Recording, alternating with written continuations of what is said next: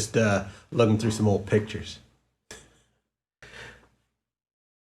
Probably the best parenting advice that I received as a young father was to listen to each child's different types of cries. Your child, I was told, is going to have a different cry for when they are tired than they will for when they were hungry. A tired cry is different from an owie cry. It's different from a discomfort cry.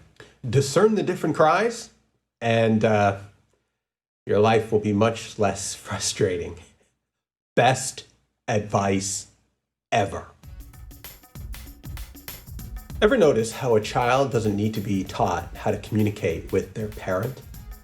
A child in a healthy home environment just takes it for granted that if they are hungry and make this certain kind of noise, somebody's going to put food in their mouth. They're tired and make this certain kind of noise, they're going to be made comfortable and left alone to sleep.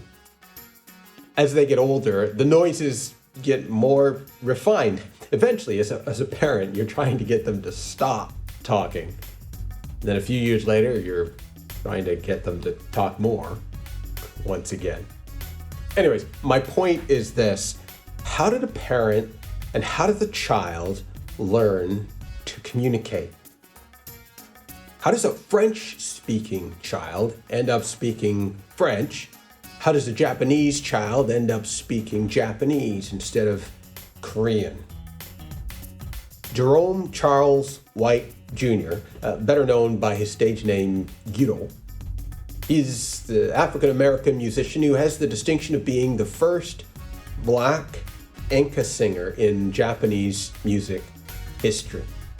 How does a young American black man become fluent in Japanese, much less a niche market Japanese music genre? Answer: by spending time with his Japanese grandma. So again, how does a Jamaican child wind up with a Jamaican accent? Answer: time spent with Jamaican parents. Do you see where I'm going with this? How do we learn to hear, recognize, and to know the Father's voice? Time spent with the Father.